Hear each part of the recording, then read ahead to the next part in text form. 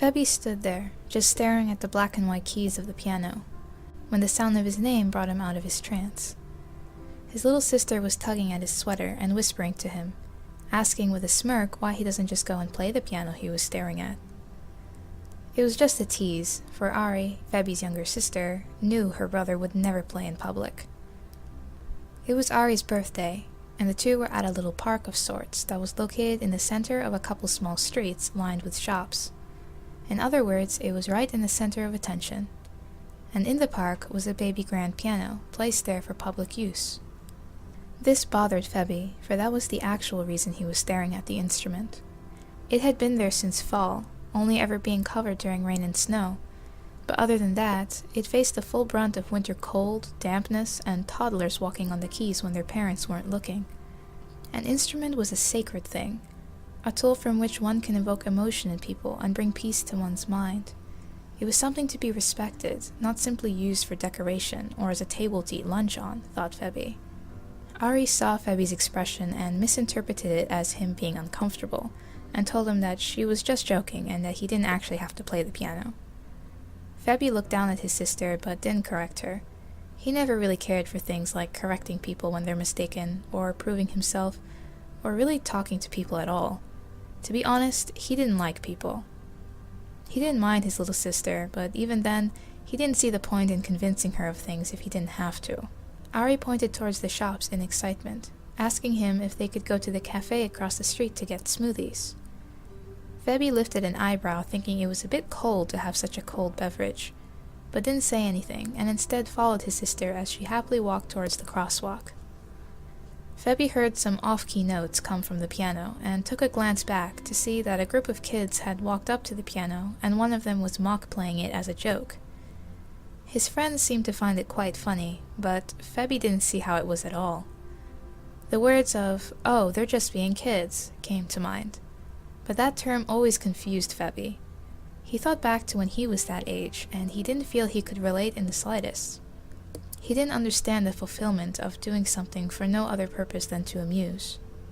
That was probably the reason he didn't have friends as a child. But he didn't really mind. After all, he didn't like people. And people didn't like him, not even his parents. They gave him up to an orphanage when he was born, after all. But he didn't need people, he thought. He was always able to do whatever he needed to do by himself. The honking of a car horn broke Febby from his trance.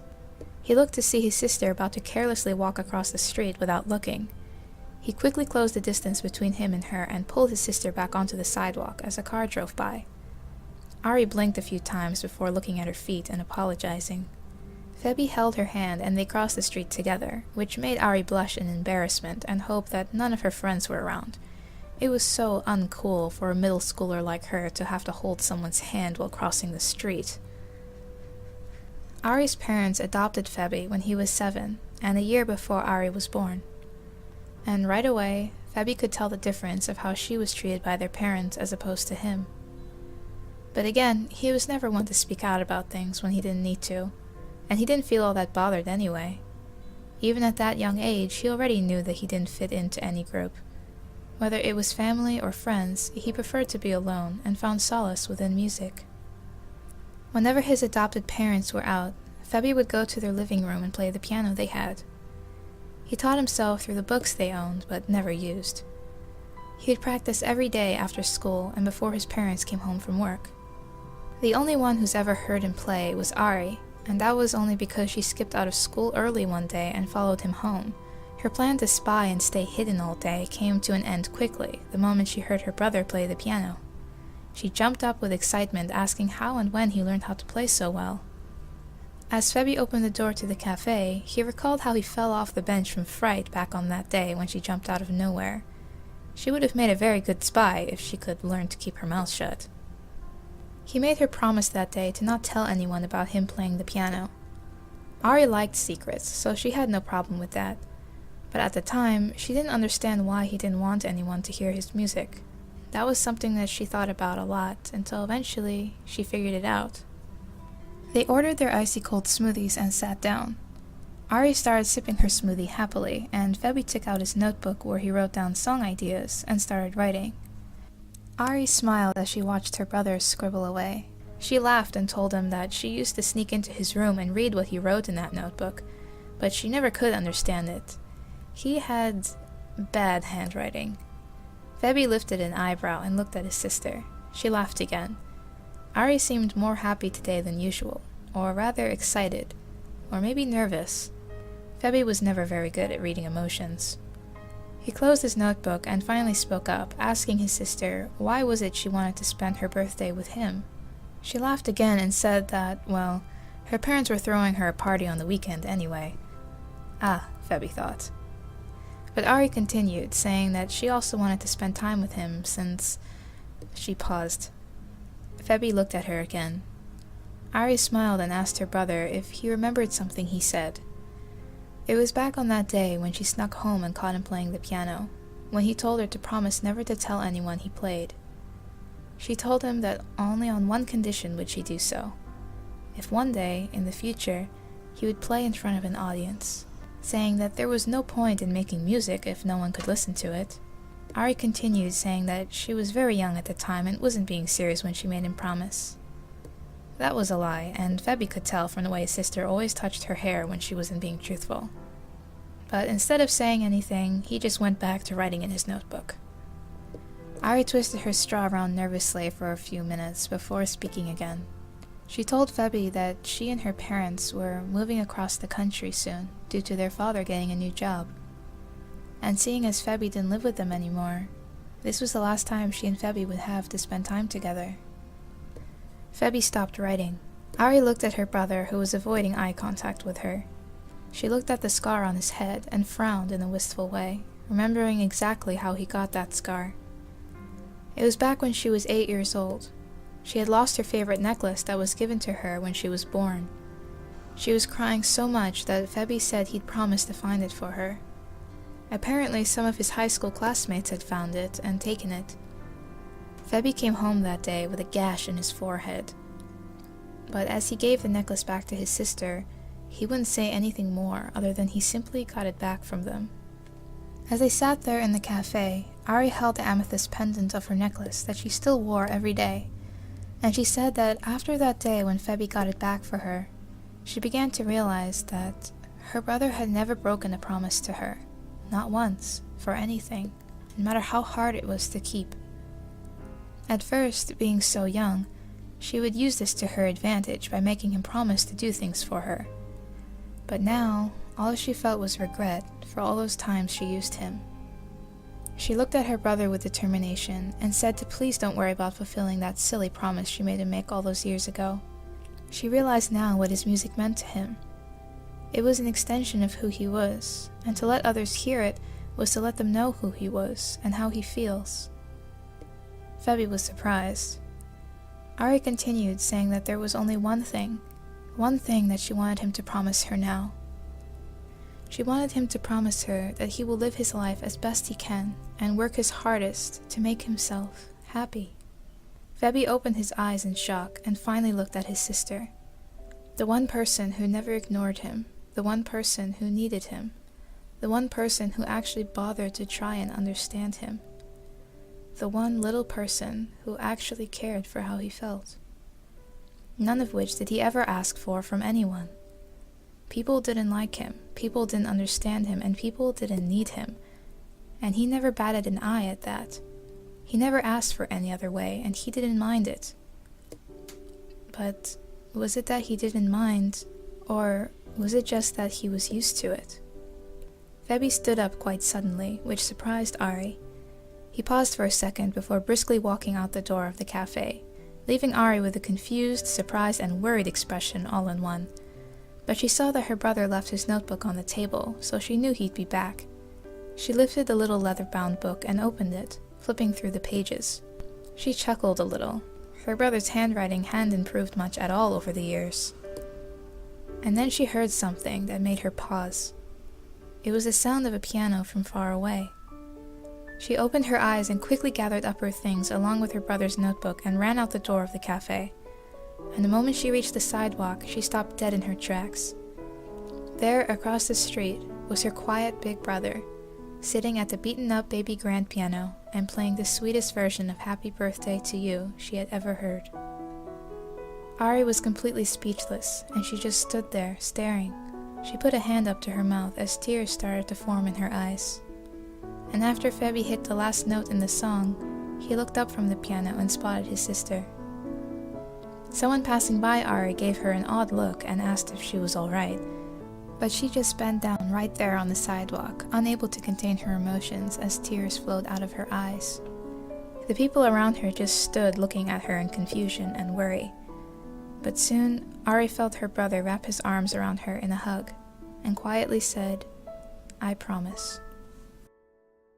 Hello, I'm Zaccura, and get ready for some self-roasting.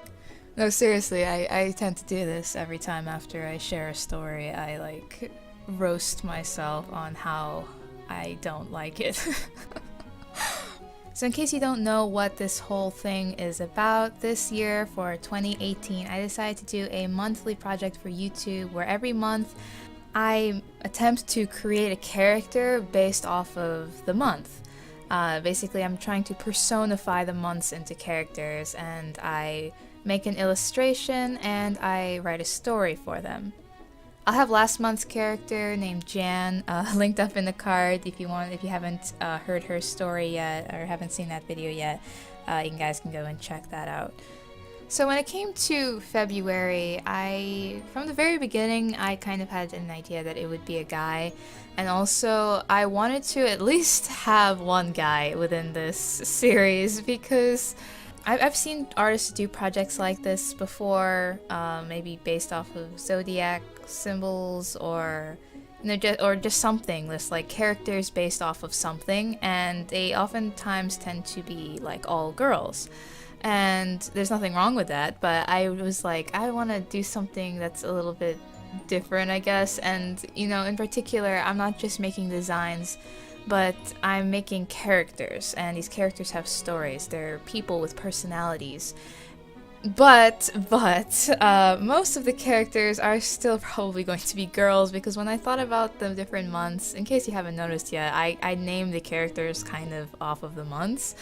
But then I'm like, wait a minute, March, April, May, June, maybe July could be, I don't know. So yeah, I'm probably gonna make most of them girls, but I did want to at least have one or more, there may be more later on in the year, to be guys.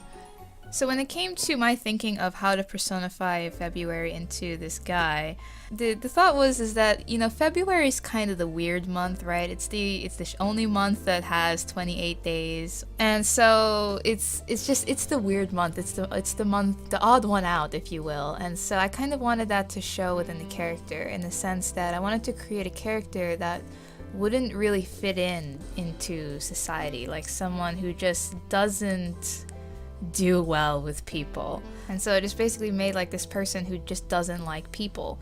And I feel like this was one of those stories that it just worked so much better in my head, but then once I wrote it down and read it, it's like this face palm kind of, because I realized that it just may come off as like really edgy, like he's just a really edgy dude.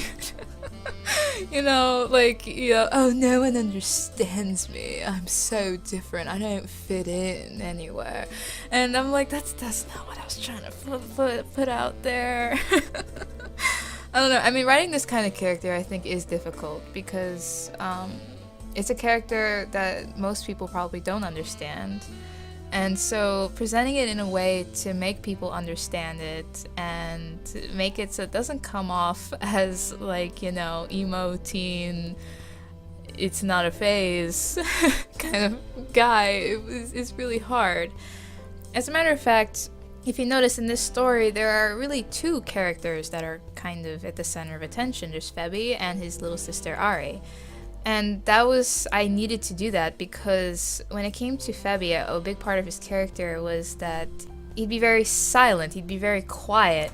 So I needed someone else to be there to provoke things in him, to make him do things and to narrate in a way the story, because otherwise it'd just be him doing nothing, you know. It'd be really hard to do that, so I kind of needed this sort of other person to sort of bounce back and forth, so she became a whole nother character. But yeah, I mean, every part of it was kind of difficult, not just with the writing, but also with the character design. I've been designing his character since the end of January, and I never could get him the way I wanted to get him. For one, with these characters, I really want them to be, you know, characters. And if you noticed what I did with Jan for January, like a lot of her facial features aren't necessarily what you would consider like very pretty or just very generic. Like, she has thicker eyebrows, she kind of has like a longish nose bridge or whatever and stuff like that. And when it came to Febby, I was like, okay, you know, you can't make him too handsome. Don't make him handsome. Don't make him too handsome. God damn it, he came out handsome. Yeah, that's what happened. He's pretty generic anime guy. Handsome anime dude with some scars on his head, because I couldn't come up with anything else to make him look more unique. I need to work on that. But anyway, let's talk about those names. So when it came to February, I was trying to find different ways that I could mix up the word February to form a name. I thought maybe like Feb or something. And then Febby came up. I don't remember exactly. I think it was like the idea at first was that Ari nicknamed him Febby because like as a child she had a hard time saying February, so she would just call him Febby. So there you go, there's some inside thing. Maybe his name isn't really Febby, maybe his full name really is February. But anyway, believe it or not, Febby is actually a real name. I checked it on Google. But I mean, okay, I feel like the name and his character like completely don't match at all. Like, he's like, you know, like I said, he's this, you know, silent, ooh, no one understands me guy, and then his name is Febby. Like, that's just I don't know, that's adorable, right? And Ari's name came from, not sure if you already guessed this or not, but came from February.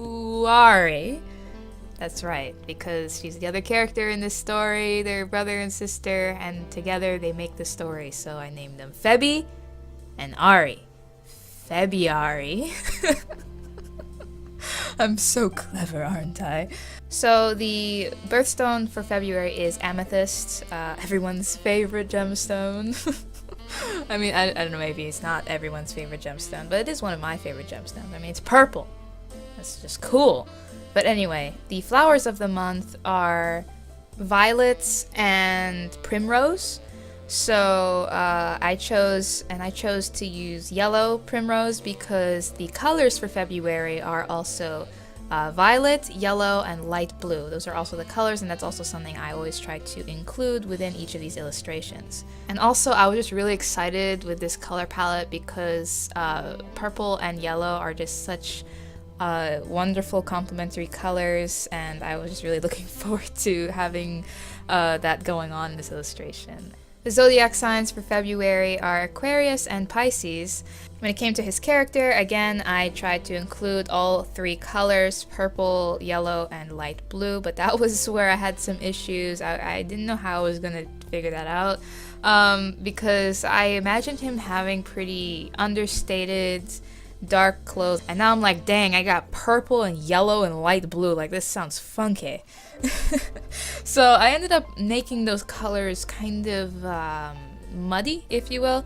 I made the jacket purple, but it's like very close to black, gray. Same thing with the pants, they're light blue, but they're really more gray. And the scarf is yellow, but it's like kind of more brownish and stuff like that. So yeah, and I also made his eyes light blue to pick up on that. Overall, I'm okay with this overall result, both with the art and the writing. So yeah, that's all for this month's character of the month. I'd love to hear what you guys thought about it, so let me know what you guys thought about this story, what you think about the character, the design, the colors, whatever. Let me know in the comment section. I'd love to hear your thoughts. If you enjoyed this video, please be sure to give it a thumbs up. And if you haven't already, be sure to subscribe so you don't miss out on upcoming videos. I make new videos every week. If you want to follow me on social media, all the links are in the description box where you can follow me for daily updates. And until next time, stay awesome, stay inspired, always. See ya!